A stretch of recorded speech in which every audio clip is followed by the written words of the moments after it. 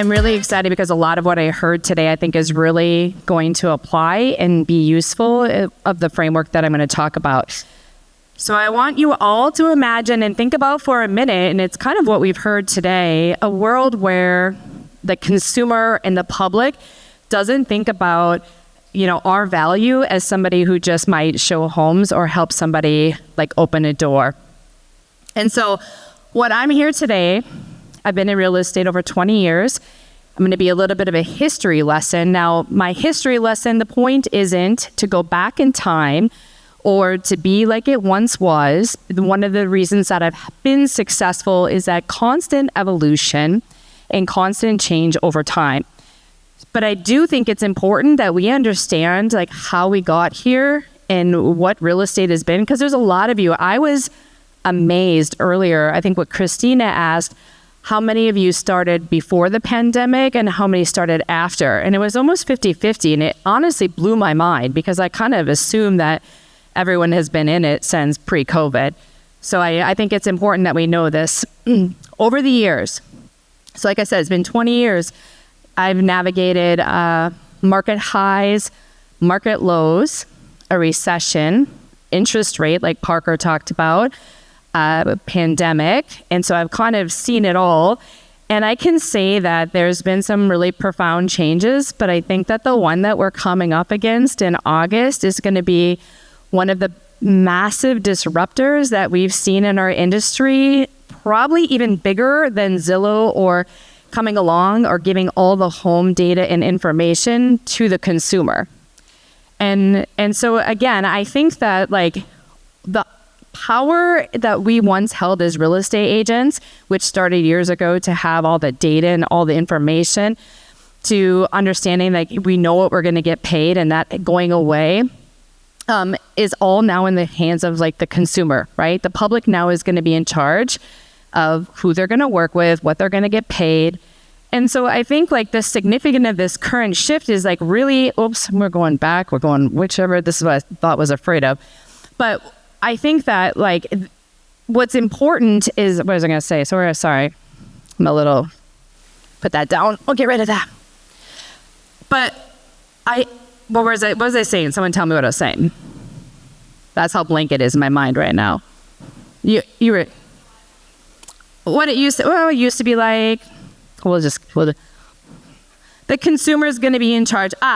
Thank you. That's the line I needed. What I hear when I talk to agents, and I get to talk to a lot of agents, is the concern is where are we going to put the buyer agent compensation? Is it going to be on a website? Is it going to be on Zillow? Where am I going to find it? And if you think that is what this is all about, is basically just a way to figure out how we can move it to somewhere else, I think it's like a big mistake. So I think that this moving forward, and today I'm kind of like putting a serious tone on this, but I really think it is that serious to listen to what you're talking about today. And like Julie and Dan have all been exactly right, that the buy side is going to be just like the seller side as far as proving your value and what it's worth. So my core message today, because I want to start with like, I'm actually super excited, and there are people who are really excited, and you should be, because this is an opportunity to like dominate. This is an opportunity to move forward in a way that the public is going to want. This is a way to be successful. And in shifts like this is where we see huge, massive changes in who's on top, okay? Because it is not always the same players as it once was, because some people cannot adapt and shift to what's happening. So we must adapt, that's my core message, to and align our services with the public sentiment, because the public is really serious about this, and this is not gonna go away. Like I've had some agents on the team that have said they've heard more about it in the last week than they have up to year to date. And as we get closer, it's going to continue. So we got to clearly define our pricing and our services. So I want to give you a little historical perspective. I'm a second generation realtor. Like I said, I've been doing this for 20 plus years. And my father was at good old Century 21 with the gold jackets. And he used to tell me stories about how real estate, this is your history lesson, how real estate people used to be. And real estate people would always talk about how they would, this is not like you should do this in business today, but they would show 3 like dogs, just terrible listings, and then take them to theirs, and it looked so awesome and amazing that they would buy that house. I mean, and that was legitimately like that was a business strategy, that's what you did consistently. Okay. I mean, oh, it's so crazy when I think back to what it was, but there wasn't MLS, okay? So if you can imagine a time, no MLS, each person had their own listings. Then they came out with the books, no marketing. Like, so when I think about too, I always say this, when I used to win a listing a presentation when I started, it was because I had a digital camera and I knew how to make a mean Microsoft Publisher brochure. That was like cutting edge, you guys. Can you imagine that today if you showed up and said that? They'd be like, what are you thinking? But these guys didn't even advertise, like maybe like something in the newspaper. But it really was not about the buyer at all. Buyer representation is 1987. So it was very new, but it really still was for the seller. Then when I got into real estate in the early 2000s, a few of us, there was literally like 2 people under the age of 50 in my office. But we decided like we were going to revolutionize real estate by educating the buyer. And we were going to tell them all about the process. Home inspections were new on the scene and everything that they should do in order to buy a home. So we did a buyer presentation. Like you said earlier, it was probably an hour to 2 hours, but people actually wanted to show up. They wanted to listen because they couldn't find that information anywhere. So it was kind of like a really big deal. I had a 37-page book, all text. Can you imagine handing that to someone today? I mean, they couldn't even get through it. It would just be like no focus to do that.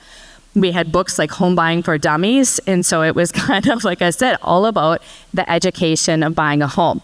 Then Zillow. Zillow saw an opportunity, right? There was all these MLSs. They saw all this data. And they decided we could actually put this all together and benefit the consumer and put the power back in their hands where they can see all of it. And they built a huge, massive brand out of it, right?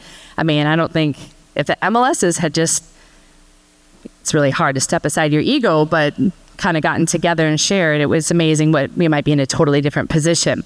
Now, whether you love it or hate it, it's a game changer. It completely changed the industry. And those of us who adapted to it and just kind of didn't stay in the way things were, definitely saw a difference. When Zillow came, little history lesson here, what became all of us, like us real estate agents, top producers, I had to have a home search on my website.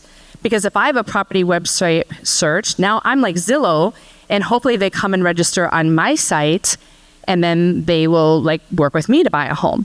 All right. Now, I'm not saying you shouldn't have a home search on your website, but I also think that that's kind of the point, is I think that that's dead and kind of a dying thing. We can't be like Zillow.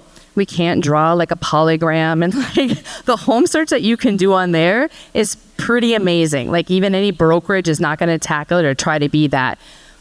But one of the things that's amazing too is I look back at our numbers, and in 2018, just to give you some context, we converted 41.33%. That was our conversion rate on the people who registered on a home search site like this.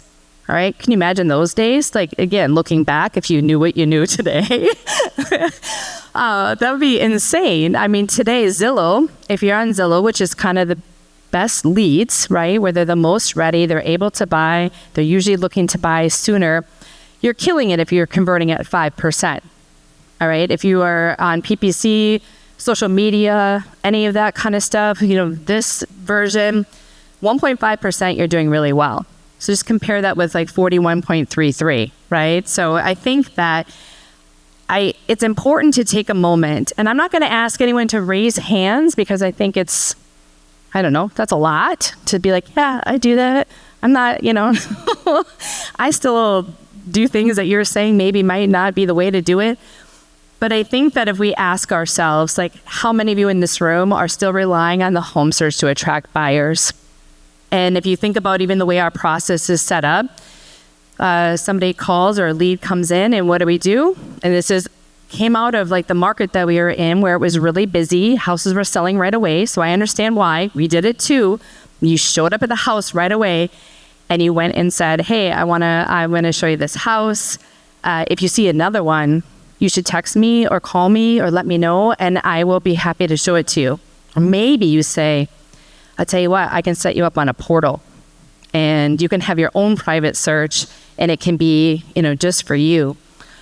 And again, remembering what you're sending them up with versus kind of where they're at.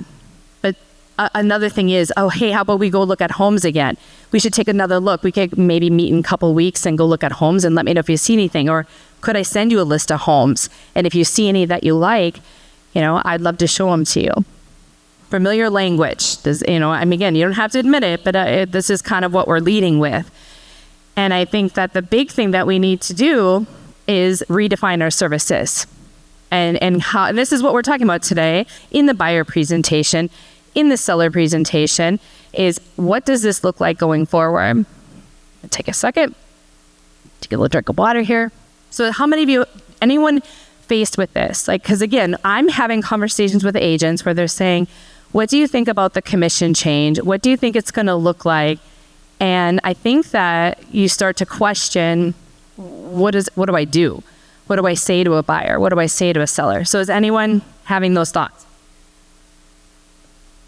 One person. Everyone else has got it. That's awesome. I'll just set this down and walk off. But I want to talk about some, like I said this earlier, a couple stories. When I worked in the recession, I was still newer at that time. There's a lot of agents that were like heavy hitters, top producers. They were, I wanted to be them. And they went about doing business as usual. They let the seller pick the price. They did the same marketing. They went out and listed 30, 40, 50 homes thinking, wow, everybody loves me. And a lot of them went bankrupt and never ended up selling their houses. Some of us that were younger just felt like, hey, I'm going to give it to them straight. I'm going to tell them what it's going to take to sell their home. I'm not going to maybe list it. And we came out on top. Those people that I admired became the people that were out of business. And this is how some of us in this room became like that next version or that next kind of bigger deal, top producing agent. There are people who did short sales. I know there's at least one person in this room I saw that became a thing, and that was never a thing. So again, just that evolution. There are people who adopted Zillow and online and internet leads and people who didn't. And so again, I just think that going forward, it's important to redefine like kind of what we do at this stage. And so in the future and the current challenges, like what I see is same thing. I know there's a lot of people and the language has been, hey, I just want you to know when you work with me as a buyer, it doesn't cost you anything. Or my fee is $0. It's free. The seller pays it. Okay. So all of this kind of language is going to be really tough in the future. So I just want to talk about where we let's see, future. All right.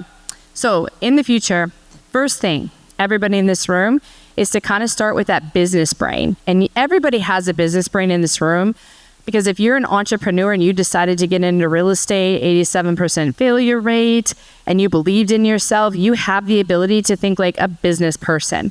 Now, I will say that myself included, I never had business training. I didn't go to school for business.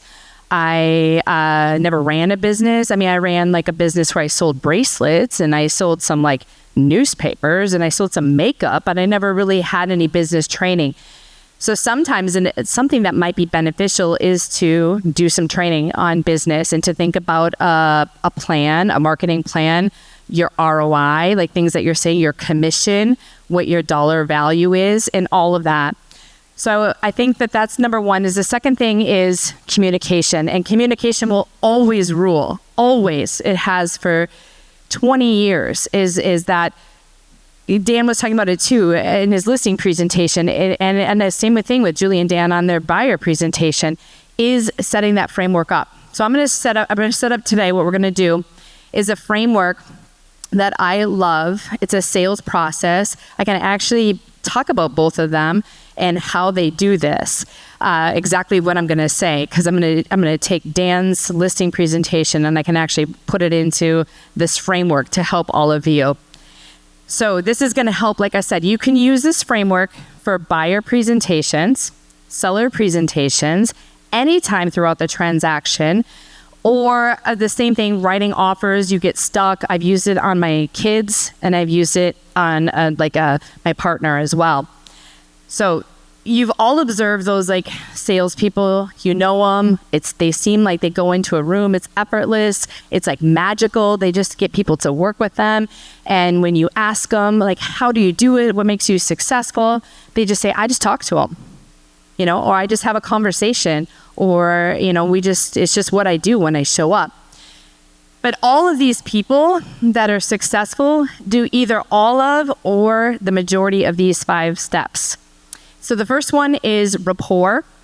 The second one is they do some sort of needs analysis. The third one is to identify their critical issues. Then they're going to connect it to their products and services. And then you do a pre-close and a close. So taking this allows you to take a client on a journey. This allows you to mark your success as far as like, am I able to move forward? Are they hearing me? Do I feel like I can ask for that commission? And it's obviously just like not rushing to the sale. And so you'll get a full commission. Will depend on you having a proven plan in place and some sort of framework, which is exactly what Dan was talking about with his listing presentation that he does like every time. So remember, if we take back, this is where I'm going to talk about Dan. That's exactly what he says. Remember, he saved me time, which I wasn't going to talk about it anyways, because why? 2 and 4 are highlighted today because that's all the time I have is to really go into those 2 things because I think it applies to your buyer compensation and what you're going to receive. But number 1 is rapport, and he said it perfectly. Rapport appropriate to the outcome and rapport to like, who do you want to be? The professional, the one that they want to work with, the one they believe that can get it done, not a friend. The second thing is that needs analysis, which he kind of, talked about when he sits down at the kitchen table, when he does the walkthrough with them and he sets the expectations of here's what I'm going to do and here's what you're going to do. He makes sure that he identifies like their critical issues, right? Like what's most important. Is it commission? Do they have a buyer? What is it? And then he connects it to how they're going to help him, how they're going to help him, right? That's exactly what he did. I'm going to do 0%. Or I've got this minute by minute. I don't have everything exactly what you said, but he had it. And then it was, he does the pre-close of getting out the contract and then the close of, hey, I'd love to work with you and here's how we're going to move forward. So every person who's really successful follows a framework that's just like this. And it's amazing because even if you get stuck with somebody where they're not succeeding in finding a home to buy, they're not making the right offers, you can actually use this even for something like that. Number 1 is, are you still in rapport with them? Because there's a lot of times that they may not like you at that moment. They may not believe anymore that you might not be the one to get it done. Really understanding their needs. Hey, I thought you said you wanted to be in a home in the next 30 days. I just want to make sure, am I off track? We're kind of 60 days in and that was something that was important to you. Maybe it's changed, right? And then you're identifying it. Then you're connecting it to how, hey, I think in order to move forward, if we want to win in these offer presentations, we're going to have to up our price, and you're going to have to listen to what I'm saying as far as the data and what we're looking at when we're making these offers. So if I was able to show you the data and help you with how you can buy a home and get the contract accepted, would you be willing to, maybe change your strategy? Okay, so again, I just want to show you that this process guides like all of our conversations. So it's going to help you from winging it, which, I did it too. I winged it back in the day, to just having, before I learned all these things, to being consistent, not being disorganized anymore, to just having a clear plan of like, how am I going to attack this? How am I going to go after this? Going from like hoping to make sales, I hope they pick me, I hope it went well, it felt like it did, to just kind of knowing if you're going to make the sale.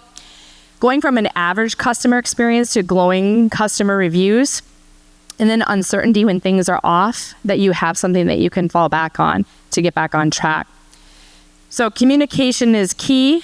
These are like kind of the mistakes that sometimes agents can say things like this. So things saying like, don't worry, you can do that. I'll just take care of it for you. I can take care of the rest. You just sign here. I'll take care of everything. You don't have to, I just said that, you can call me day or night if you have any problems. I think that we do this behavior and we want to help people. We want to feel like we're taking care of everything, but what we're missing is that we are not talking to them about like the services that we do provide. and the products and how we help them and what we do on their behalf. So I think that that's something that we need to kind of see things, change some of this language. It's okay, we can take care of everything, but I want you to know what's going to happen next and what we're going to do for you. Okay, those are things that are important to change this whole conversation from the public to they just opened doors and I found my home myself. Have you guys heard that, right? Like they didn't even find my home. I found it. So I don't even know what they do. Okay, you know what? That's our fault because that was all of us talking about, oh, call me if you find a house, or I just open, I'm going to help you buy something, and not talking about everything else that we do. So I could spend an hour on this 5-step sales process. I could spend, like an hour would be good. We could go longer. But what I want to talk about today is 2 things to help you define what you're going to do in August. And that's the step 2 and step 4, which is that needs analysis and then connecting to your products and services.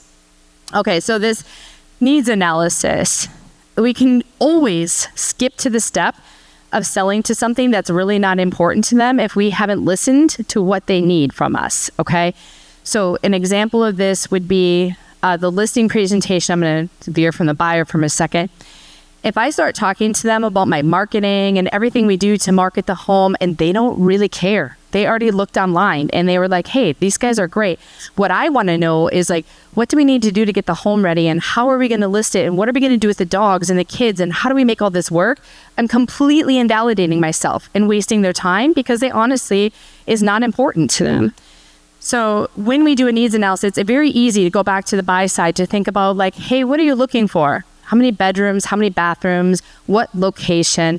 But really it's getting that deeper level needs analysis of listening of like the symptoms of like what's causing this, why is this important, what are their objectives, what are they trying to get out of this, what resources do they have, what resources do they not have, any effects that they're experiencing, and the qualifiers. So we really want to dig into these answers. An example of this is there's this age-old thing that people used to say buyers are liars, right? So there's someone in the room, I'm going to use an example where they wanted to find a home in Golden Valley. All right. So they're like, we want to live in Golden Valley and this is where we want to find a house. And they tell their realtor that. Now, if I just take it for face value and say, okay, Golden Valley, this type of home, this is their budget, and then start looking for it and I can't find it, then they start looking at Chanhassen and they send me a home in Chanhassen and they say, hey, we would like to take a look at this home in Chanhassen. We saw it on an open house and we want to buy it. And I'm like, what? Chanhassen? They said they never wanted to live in Chanhassen. How did that happen? That's like me, because maybe really, even though they wanted to be in Golden Valley, it's what's more important. Where did they want to find a home with their price range, the square footage? And so all of that goes into that needs analysis. But what we're really searching for in that needs analysis and listening to them, okay? So it's one side, the easy side that you guys are all like, yeah, I know, is what do they want? But really it's thinking about, okay, positioning yourself. This is the shift. How am I going to suit them? How am I going to serve them? Where can I lead them? Where are they having some like potential problems or opportunities that I can help with? What do I have to contribute? What resources, what skills, what capabilities do I have? And do we seem to like each other, right? Do I want to work with these people?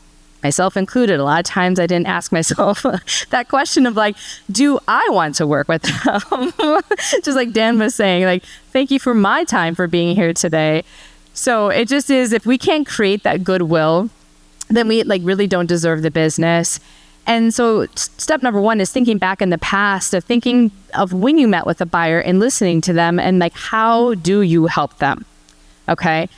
And it's so much more than the home search. Every single one of you, it's kind of, it's this, right? Some of people on social media, they like have the whole, I do this, but it might be like research, right? You might be the person for them that their time is really important. And what you do is you help them by doing research on neighborhoods, schools, pulling data for them. What have houses closed for in the past? What's sold recently? Helping them find the perfect home, understanding the process, knowing mortgage strategy, what might be the best thing for them, giving great advice, asking great, a good question is honestly better than a great answer. Trending the market, local experts, offer strategy, negotiating, contract to close, solving problems, communicate and represent their interests, and collaborating with the buyer, right? That's a lot. So then when we get to step 4 and we're going to connect it to their products and services, we've identified that need. We've listened to them and we know what they need. And it's getting agreement. That was at step 3, which we're not going to cover today, which is really important, is to get an agreement and make sure that you've identified the right steps. And then thinking about how you can create value, okay? Because people get paid a lot of money in this world to solve complex problems and make things easier for people. And that's what we really do.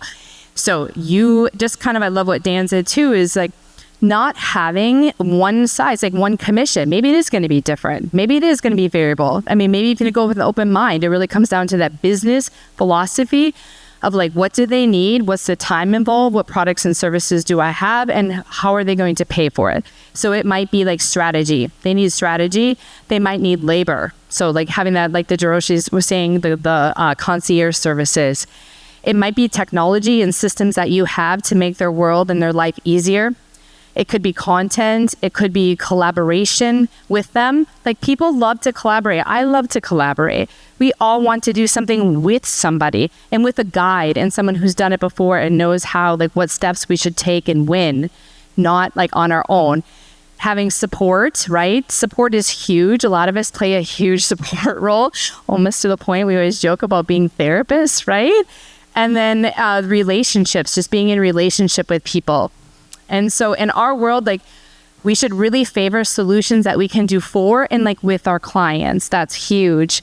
So if we have all of these adjusted and we've kind of talked about, we're positioned alongside our buyer and we know what they need and we can offer a solution, this is kind of how it goes. So if an effective solution is going to build on the steps that I was talking about, where your milestone 1, I'll give you an example of this too, is you're going to suggest a solution. So based on what I heard you say today, here's the way I think that we should move forward, or this is what I think might work for you, or this is something that I think would be really a benefit to you. And then you want to describe it.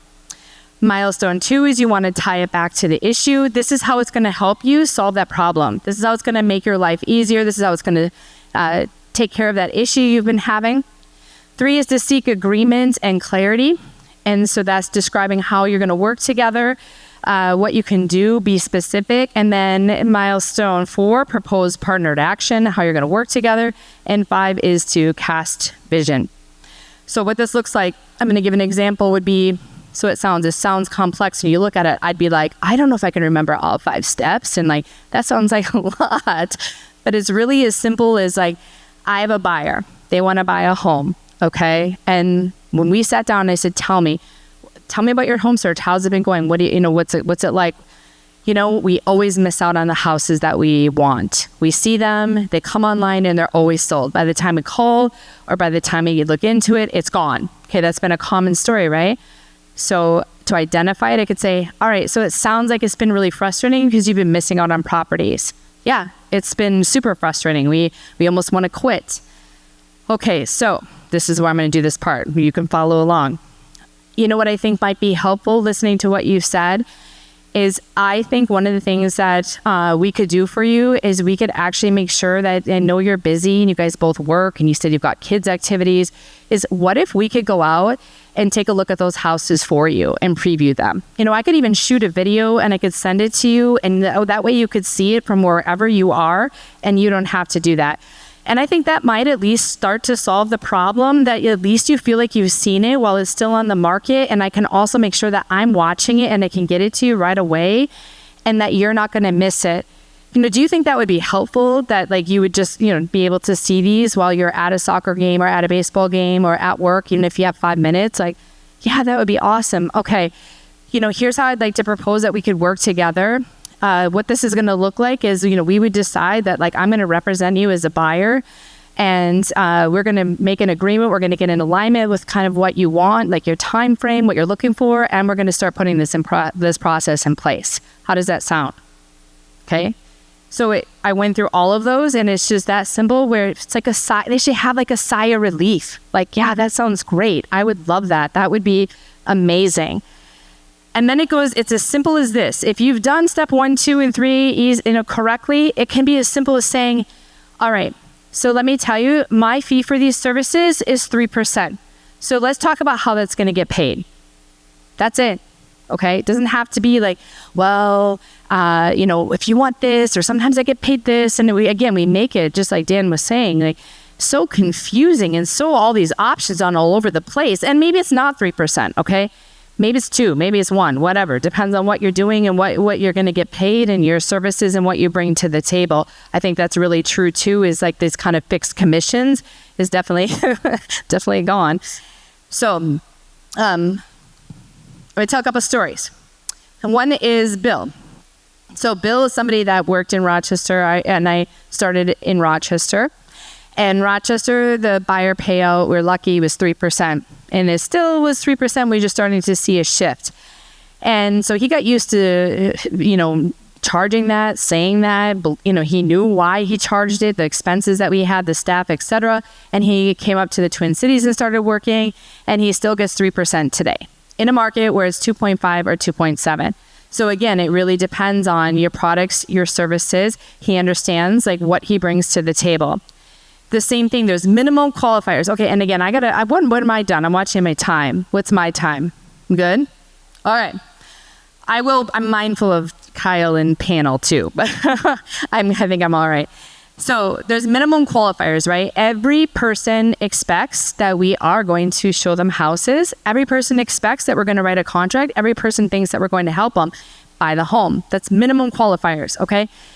Think about these 3 stores that I have up here. All of them sell shirts. All of them have a checkout price or checkout process, and all of them have like the price on the tag, right? That's a minimum qualifier. What's the differentiators? Okay. When I go to Walmart, it's open 24/7. It's time, it's price, right? I mean, and it's just value. If I go to Target, they sell shirts, but maybe they've got a little more branding in their section. Maybe they've got some name brands that are kind of out there that people have heard of. Maybe the checkout process is a little bit more, I don't know if it's any different anymore, honestly. But here's what will happen. Yeah, did you guys remember Kmart? Like if Target doesn't become a differentiator, just like Kmart and Walmart, one goes away. Okay, so you have to have your differentiator. And then we have Nordstrom, which is my favorite. And Nordstrom is like, I can just return stuff. They don't ask me. They've got shoppers. I can show up. They've got all the clothes ready for me to go. They've got different brands. They've got, different price, right? But all of these are the same as us as realtors. So I think another thing, this is Matt. He's another agent that has just recently made a shift. He was somebody that always got the buyer rep sign at the time of offer, just threw it in at the top, and I understand there's a time and place for this. Maybe you just showed him a home and well, now we'll have something signed, right? But from pre-August, maybe you did it all at once, but he always did it all at once. It was never done before. And he recently, just in preparation for what's coming, made the shift and had 5 people come in, sat down, did a presentation with them. Not like a presentation, like nobody wants to sit in an education process anymore, you guys, okay? I mean, that's my belief. Like, if somebody said, hey, I really want you to come in because I want to talk to you about like the home buying process and I want to tell you everything about it, like nobody wants to do that anymore, right? That's a lot of commitment. Who gets like, an hour of your time? Like an hour is a lot to ask from somebody. But again, I do think it's cool because he at least had people come in and started talking to him about like, hey, here's how we're going to work together. And here's what it looks like. And this is what I expect from you. And this is what I'm going to do. And this is how I get paid. And I need you to sign this. And he was blown away that everybody, all 5, signed the agreement, had a better transaction. It was that flawless and easy. And it really is just, this is the way we used to do business. And it's kind of like a shift, because if you've been doing this longer than this last maybe 7 years, you've heard it today, and some people never got rid of that, and that's a good thing, of just sitting down and meeting with people and explaining to them what it's going to look like. Okay, just explaining like, hey, what do you need? Like I said, let's get rapport. Here's how I'm going to help you. Here's what I expect, and here's what I'm going to do to move forward. So again, I think all of this is possible. And so this is like a pivotal point that we're coming up on in August. And I think it's important that we redefine our services and take this time between now and whatever it is, the 17th or whatever it is, and think about your value. Think about the buying process, since, that's what I'm here to speak on today, and where the mapping it out, and where are the pain points, and what do you do, and what are your services that you provide to these people. And then you need to figure out and understand, come August, what's your worth based on your skills, maybe based on staff. Do you have an office? Do you not? Do you have tech? Are you available all the time? Just like when I talked about Walmart, Target, and Nordstrom, it's not just one answer. There are people that will pay people top dollar just because of who they are, because of the brand they built on social media, because they want to have that experience with you. And you could have no process, okay? But they're going to pay top dollar to work with you because of who you are. They might pay top dollar to work with you because of what you offer to them, like concierge services, everything's taken care of. Whatever that is. But your job is to clearly articulate your worth and know what your value is and what you're going to charge. That's what everyone here needs to do. I wanted to tell you, go back one. This is a great story. I'm kind of mean when you get around a while. I had a person called and wanted to look at a condo. It was a Friday night, and somehow they got through to my cell phone. In a mistake, I said, okay, yeah, I'll just meet you there. That was the dumbest thing, but whatever. She wanted to buy it, and she said, well, but I don't have representation. This is just recently, you guys, right? I can save money because I don't have it. And I said, okay, great. You can represent yourself. And she said, yeah, I'm an investor. This is like our third property. We bought 4 houses. We've worked with agents before. We're going to do it. I'm like, great. You can do it. That's great. I'll represent the seller. You represent yourself. That is definitely an option. And so your offer is based on the fact that you don't have representation and you're going to get paid some of that commission. She's like, yes. Okay. She didn't get 3%, by the way. She got $3,000 is what she got. She represented herself, and I didn't do anything. And she called me about 24 hours later and said, wait a minute, you said you don't represent me at all, because every realtor that we've worked with just said, oh, don't worry about it. I'll take care of the buy side too, because it's just easier that way. But I thought you were going to do stuff. I said, oh, no. I don't represent you. You said you represented yourself. And so you should, good luck. Like literally, I represent the seller. And, that was it. She got through the transaction. I met her. She called me because she wanted to do a final walkthrough, but she was upset because she didn't know. And I met her at the house. We did a final walkthrough, and I said, hey, I know sometimes this hasn't, I just want to ask you, can I ask you point blank? You're savvy, you've invested. How did it go representing yourself? You've worked with agents in the past. They took care of both sides. How was this experience? And she said it was horrible. She said it was stressful. She felt like she was always wondering that she was missing something. She didn't know what she was doing, even though she's done this 4 times, and she would never do it again.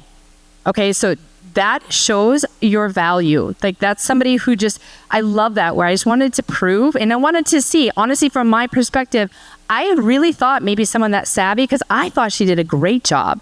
From my perspective, she did a walkthrough. She scheduled her closing. I thought she was killing it. I could recruit her. Honestly, I thought she was that good. And she had this miserable experience. And so when you're doing this once every now 12 years, again, we really, really value. So your call to action, I always like to give things to go home with, and you guys are going to get all these slides. But I want you to map out that buyer or seller journey, both really, and think about how do you handle all those pivotal moments and how do you add delight? What are the expectations? What do you do? And what does your client do? Define your products and your services. Then what comes next? You should know how many hours you have into it. What am I going to charge? What are my fees? And then really start with a 5-step sales process. So again, this is me. If you want, you can, just to make it super simple, because I didn't have time today, I do have a Loom, a training video that's 45 minutes on the 5-step sales process. So I think it's easy. You can scan that, or you can DM me on Instagram. If you can do 3, if you want the 5-step sales process video. And then also we do have, just like a lot of people today, trainings and conferences and things coming up through the rest of the year. So thank you all. And again, every person in here, I'm excited to see who comes out of this, because there's definitely going to be some new big players. And this is that pivotal point where you can really, honestly, should be excited. You're actually going to get paid. you're actually going to like have value, and you just need to define it and know what you're going to charge. But this really is an exciting time to be in business. Everyone is worked out. So thank you so much, and excited to have a cocktail with all of you too. Let's give Beth a round of applause. Good work.